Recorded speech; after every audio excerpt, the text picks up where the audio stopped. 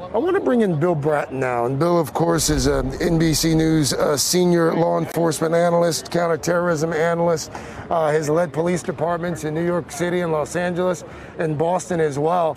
Hey, Commissioner Bratton, first of all, let's just start with some news. And I guess in the last 30 minutes or so, the mayor of New York City has announced that they are considering a curfew in this country's largest city in the wake of the protests that we've seen over the last few days. If you were advising the mayor, would you suggest that New York City go under curfew? At this particular time, I would not. New York is a huge city, like Los Angeles, but different in many respects in terms of density. And the reality is that the disturbances in New York have been relatively confined to a few areas of the city. There's huge portions of the city that have not been having disturbances. Curfews are also phenomenally costly in terms of manpower commitment, the number of personnel to enforce them. So at this juncture, I can understand the mayor's and the police commissioner's hesitancy about a curfew in New York City at this time. Commissioner, I want to get your take on some video. I'm sure you've seen it. Most folks have seen it by now. This was some video that was taken in New York City of this SUV, this police SUV, there it is right there, rolling into a crowd of demonstrators this weekend.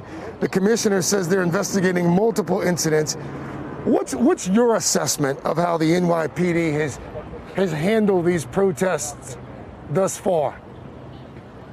Well, speaking specifically to the video you just showed, my understanding based on the police commissioner's comments here in New York City, describing some of the events around that event, that what is not seen in that video was where those two vehicles were coming from, which were evidently, they were both surrounded by demonstrators who were beating on the vehicles, etc.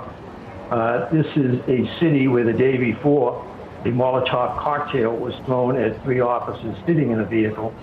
So the heightened sense of concern, if you will, being surrounded in a police vehicle by a group of demonstrators may have contributed to the officers' actions attempting to exit from a group that you can't see in the video that you're showing. Again, this is a representation by the police commissioner of New York, who's more intimate with the details. It will be part of the overall investigation of this incident and a number of others that have been captured on video. The mayor and the police commissioner, as recently as 15 minutes ago, committed to that full review, and I think they're actually looking at outside sources to conduct those investigations. Commissioner, in addition to these images, and there have been a number of them, we have also seen a number of displays of shows of solidarity between police, between demonstrators as well. I spent some time this morning with Sheriff Chris Swanson. His video went viral over the weekend. He's the sheriff that put down his baton, put down his weapons, and marched arm in arm in lockstep with the protesters. This is part of what he told me about what happened there in Flint, Michigan. Take a listen. I can't answer what the next best decision is except for lay down your arms. That police and protesters have to work together to say, hey, let's take a night of calm and find out what's happening. Why are we doing this? And create the conversation that makes the change. Everybody talks about change. Change comes with action. And I got to believe that there's folks in those communities that want peace and want action. And man, I feel terrible for police officers injured, people that have been killed, just cities have been destroyed, but it's going to take time. And I see what's happening like the world does, and it breaks our heart, but there has to be a first move. There has to be a first step, and that has to come from both sides. Commissioner, how far do acts like that go in changing the perception that many people have of the police? They go a long way, and there are many images like that around the country. The front page of one of the tabloids here in New York this morning showed a number of police officers taking a knee, if you will. But you have to do this in the appropriate environment. That cannot happen laying down your arms when the agitators and the anarchists are purposely engaging police to incite, to injure, to maim. and spraying graffiti, killed police, etc.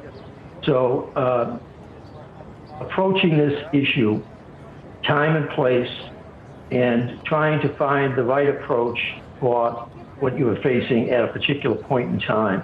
You live in New York City and you understand the great efforts that have been made in recent years to move forward building neighborhood policing, coordination, collaboration between the police and community.